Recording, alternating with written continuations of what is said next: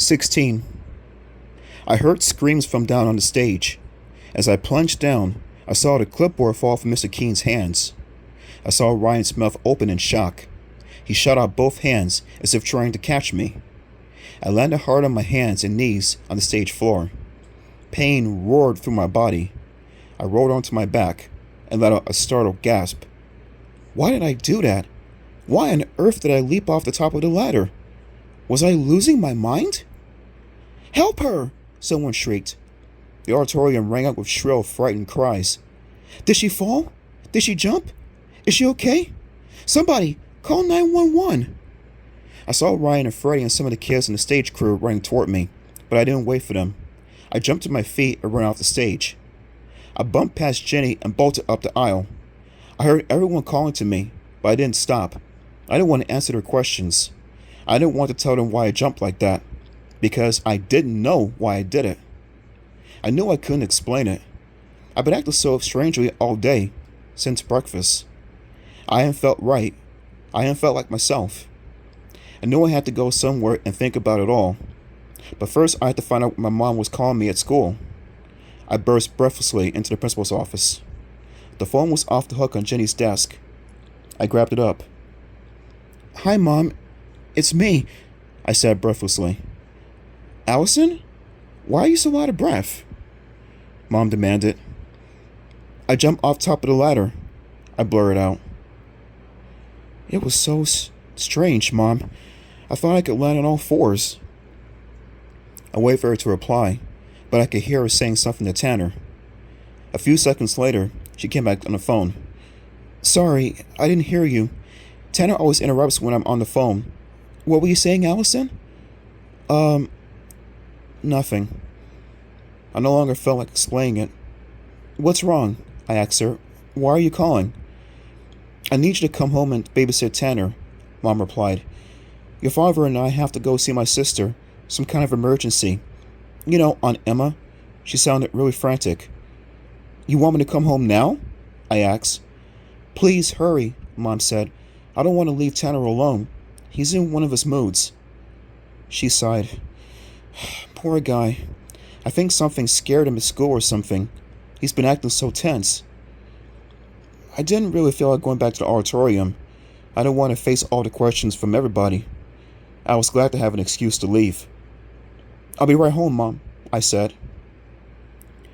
Mom hurried out as soon as I entered the house. Make sandwiches or something for dinner, she called to me as she climbed into her car. I tried to be too late. Tanner was definitely in one of his moods. He sat on the floor in his room staring at a cartoon show on TV. I tried to chat with him, but he only grunted in reply. I sat beside him on the floor. He scooted away from me grumpily. You just want to watch TV? I asked. Maybe, he replied, not taking his eyes off the screen. Then he turned to me. Want to watch the rest of that movie? Cry at the cat? No way, I declared. That video scared you to death, remember? He crossed his arms over his little chest. Then I'm just going to watch cartoons. Fine. Let me know when you're ready for dinner, I told him. I don't want dinner, he insisted. You don't know how to make anything good. What a grump. At a little after 6, he changed his mind. What's for dinner? He asked. I'm starved. My stomach was growling too. I had a real craving for a big tuna fish sandwich. But as Tanner and I headed to the kitchen, I remembered that I finished all the tuna at breakfast. Maybe I'll just have a bowl of milk, I murmured. Huh? Tanner stared at me. Can I have peanut butter and jelly? I guess, I replied. Very little jelly, he insisted. I know, I groaned. Tanner has rules for everything. If you put too much jelly on the peanut butter, he won't eat the sandwich. I clicked on the kitchen lights, and we walked over to the food cabinets. I started to ask Tanner if he wanted bread or toast, but something caught me in my throat. I started to cough. I swallowed hard and coughed some more. I had the biggest lump in my throat. I couldn't cough it up. I sucked in a deep breath and coughed as hard as I could. My stomach heaved. The lump caught my windpipe. I started to choke. I gasped for air. Tanner's eyes bulged in fright. He grabbed my hand. Allison, are you okay? I couldn't answer him. I was choking, wheezing, trying to cough. Finally, I bent my whole body back and heaved and coughed up the lump. I felt it slide up my throat and roll into my tongue.